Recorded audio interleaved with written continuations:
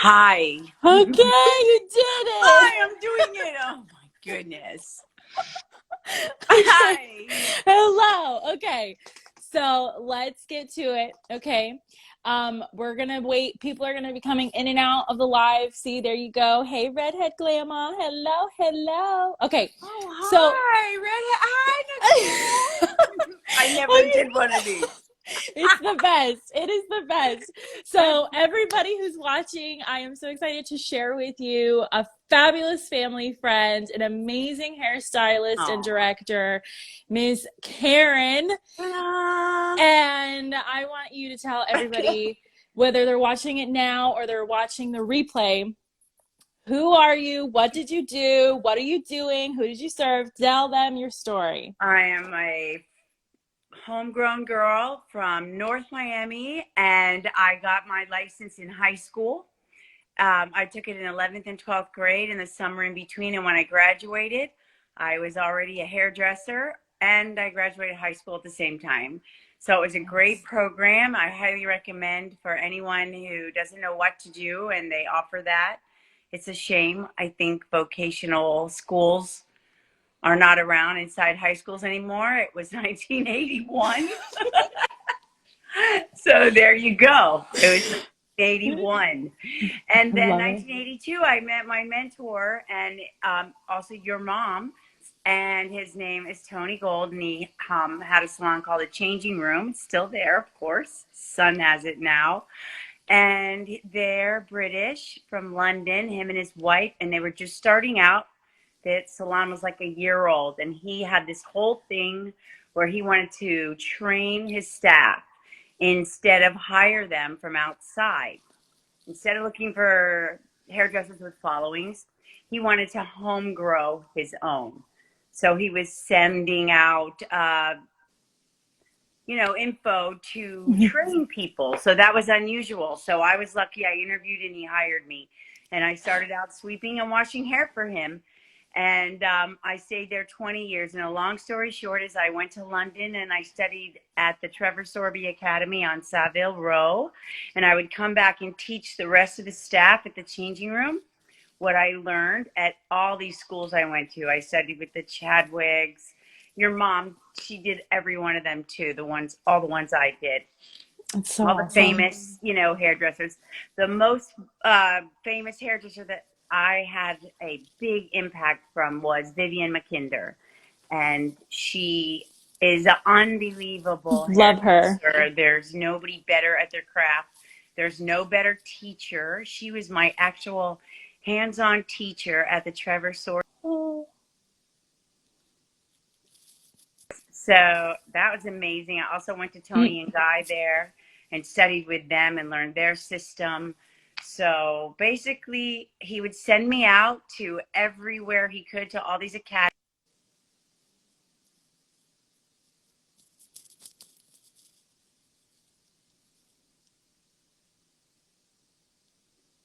Oh, we might have lost her, folks. Hey, Sarah May. We'll get them back. But anyway. Yeah. So you worked with these top stylists. So the lucky part of the whole story is that at 18, I met Tony and Chris, and they were just starting out, and they wanted to train people. So how else do you learn? So that's the point. Being brand new, you have to learn under someone that's already doing it, in my opinion. It's really hard. But back then, academies were a really big way to train. Going to private schools after and paying other artists that were well known to train you in their method. And that was a very common way, but expensive. So he would just send me, and then I would come back, and I ran a school on Mondays, and I learned how to train stylists by him training me. So with that being the case, what you've been in the industry, I call you the OG, original gangster stylist there. And so what do you see as like the different, like what gets under your skin now with stylists and teams that wasn't always there in the past? I don't know if it's not always there, but there's a lot of shortcuts and there's a lot of things already formulated. And like how I learned, you really had to know color. You really knew how to know how to create your own colors from just primary colors. Now things are pre-mixed and they're done for you, and you just follow a chart, and it's great, and I'm glad. But I also hope that they're not missing out on the actual chemistry that comes with the hair color that gives you the background to be even more creative with the pre-mixed stuff. So if you skip your basics, it's going to be hard to stay consistent. I think the reason that you have to learn systems in the beginning and copy someone is because it gives you consistency to repeat yourself. So you're only as good as your last haircut. Mm-hmm. But if they come back and you can't recreate that same haircut for them, you cannot grow, you can't retain your client. So it's great to be wonderfully artistic and blow things out, you know, that are not conformed, you know, bobs that are shattered or whatever. But you first have to really know how to do a bob. Because the thing is, if you don't have a system that you really follow and training to know who to put it on and who not to put it on and what hair type to do it to and what hair type not to do it to, all of that, then you're never going to be able to keep people coming back if you can't repeat yourself, you know? Yeah. Yes. Okay. So just for people who are coming in or catching the replay now, so what you're saying is flattery, copy somebody, copy Yeah, them because so it is what you, flattery. right. So there's all these techniques out there. The grandfather of everyone should be the Vidal Sassoon method of cutting. Everyone from day one needs to learn that. That's, you know, right there, the beginning. Yeah. And then you need to learn all the classic haircuts, you know, every single classic haircut. You need to learn how weight is distributed throughout the haircut and how it moves around the head. You also need a big thing, I think, is going to shoot you to be high-end hairdresser is every time you see your client, you need to put them in the chair in the mirror and you need to have a consultation with them. Even if you haven't, it doesn't matter how often they come or how often they don't come. You shouldn't just send someone back and get their hair washed without looking at them, because a lot of times things change or their hair grew out and it looks even better than when you first cut it. So then that's the time you say, hey, let's do something different. Yes. And don't ruin it again. You know, you have your next chance. But be slick about it and sit them down and look at them and see how it really looks in real life. Like, they leave looking like the salon. So when they're in your chair, you're going to be discussing what they do for a living, and you're going to be looking at their hairline. You're going to be seeing if anything's receding, if they have any really a high neck in the back or ears that stick out. Like, you are looking for things like that. So you can adjust what you know to customize it to them, you know? Yes. And Then that's go get something. them washed. Yes, and that's something that I've seen a lot of stylists do. Oh my goodness, I hope you didn't. Okay, there we go. That they just kind of like, oh hey, you know, Susan, let's just get you washed, and that's their consultation. And then they go, oh my God, she doesn't like her hair. I don't know why she's being so whatever today, and it's all because it's the consult. They didn't have a consultation. Yeah, I mean, I also, on young girls, like, this didn't happen to me. I mean, it happened in the very beginning of the career. You get a young girl and she says she wants to cut her hair, and then you do it, and then she cries, you know? Oh, no. So that is like the worst thing for me, like a crying person in your chair. Oh, with That's that. terrible. But That sucks. the way to do that is to really come to an agreement before you start about really how much hair that person really wants to cut off. And if it's just a fake haircut, I used to say, because they want their long hair and they're only there because they need, you know, I mean, you have to really sometimes, if you don't find out ahead of time what's in their mind, where they really think a trim is and where you think a trim is, make sure you're on the same page with that, because that's another thing. That communication before you start, really. Exactly. Thank you very much. Ah, Yes, I think that's something that's lacking right now in the industry everywhere.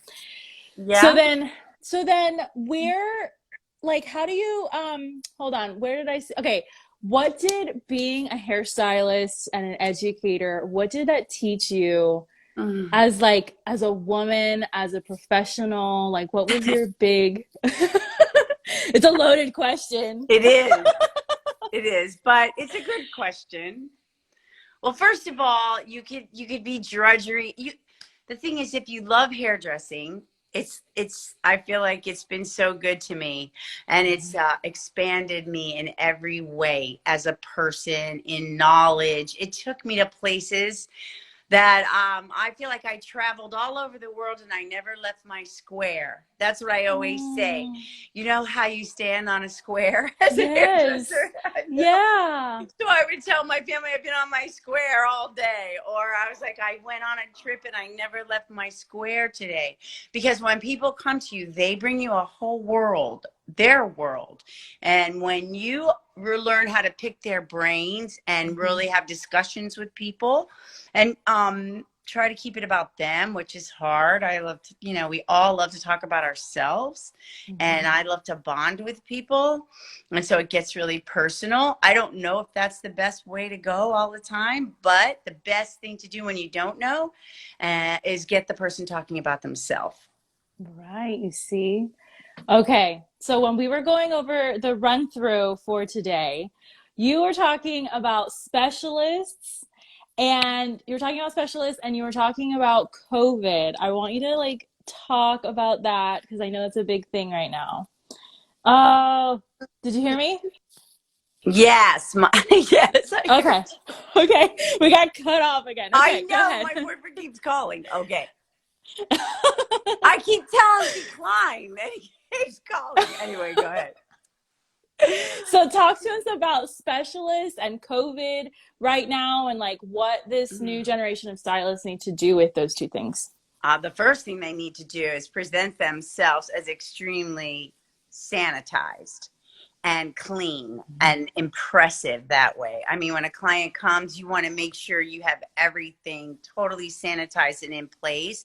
And even like start looking at disposable things, like thinking a whole new way of creating the most sanitary space you can each time they sit down. Like I know we're required and we've always been doing that because we're regulated by OSA and all this, but Right. I mean, now is the time where you need to show clients that you're actually doing that. And then that gives them confidence in you, that they keep coming back and seeing that, like where I get my nails, I see every kit she takes out is fresh before for each client, it's packaged. And so that, I think that's a big thing with COVID. And, honestly, we have been taking tests about infectious diseases forever. And every 2 years, you have to renew your license. And we learn about all these, things that live on metal and they are airborne. And, so hairdressers are really equipped already to handle COVID. And I never caught it one time throughout the whole thing. And I was in and out of salon. I Me was neither. everywhere. And I thank God. But I'm just saying, like, I was a rubbing alcohol freak. I always have it in a spray bottle. And I'm rubbing alcohol every day. My car door. I love holding it like a gun in my hand. Like I'm rubbing alcohol. I will kill you. No. I'm just saying, like, we already were doing that before. Right. So I don't think that that's going to be hard for hairdressers or No. At least it shouldn't be hard, goodness sake. no. So now what were you talking about specialists and them losing money if they don't do Right. So when I first started, I wanted to, I learned everything. I learned how to do color. I learned highlights. I learned men. I learned women. I mean, also I was trained. He first trained me. And then at all the different academies I went to, a lot of what went on there was making sure your finish looked like a photo. Like if you were at a photo shoot, every hairstyle in your chair should look like you could take a picture of it, and it looks photo finished. That's what how they trained you. I love that. All your finish work becomes very important, and how they leave is a big deal, even if they can't recreate it. And also teaching them how to recreate it if they're not going to come and get blow dries and they want to know. I'm big on teaching people how to do it themselves if they want to know. This is another opportunity for you to sell them products. So you can even hand them the brush and the blower and ask them, like, what do you do at home? And then they show you, and then you can see what they're doing wrong. And then you can give them what they need in products to, like, lift it where they need it, take frizz out where they need it. And I think just really focusing on them and what they do to themselves when they get home. Right. It's a big thing. So if you only do hair color or if you only do haircuts, so now you don't get to decide the whole picture for the person. So they come to you and you decide their haircut, but maybe you want to cut the hair like yours and you want to have a big, like, beautiful thing there on one side and have it, but it's going to go with the haircut. So now you have to get the colorist over and you have to get them on board, showing them how you're going to cut it, and you then become a team. Sometimes that's hard. First of all, you split the ticket. So now revenue you could have had, you don't, because you are now limiting yourself to only one service. So on a slow day or on a day when they only want color, you're out. You only cut their hair. They're going to get color much more than they're going to get haircuts. So, you know, before you decide something like that, I wouldn't just give that revenue away. I would be a whole hairdresser. Also, I think it's important because you can advise better and you do. I don't know. I feel like I liked that I know how to do everything. Nowadays, everything's specialized. They even have the license where you can just get your nail license or just your braiding license. And when I got licensed, you couldn't do that. You know, you had to have a full on do everything. So, do it all. Yeah. Yeah. So I don't know what benefit that benefits only the owner, because the thing is, when you want to leave or if you want to do something different with your clientele, you don't have that freedom. You share it with other people. You are sharing those clients. So it all depends on how involved you want to be with your clientele. So if you don't want to be a person that's a full-on hairdresser, maybe it's better you just go work at one of those blowout places where you just check in on a clock and you just blow dry hair all day and then you leave, you know, and that's your job. That's different. But I didn't become a hairdresser just to do blowouts all day. You know, like I wanted to do the makeover process. Like that's my big thing to do is when someone comes to me and they ask me, what should I do? Oh my goodness. That's You're like, oh my God, we could do all these things. Yeah, that's what's fun. It's making the transformation and also instant gratification. So everybody looks better after they leave you all day long.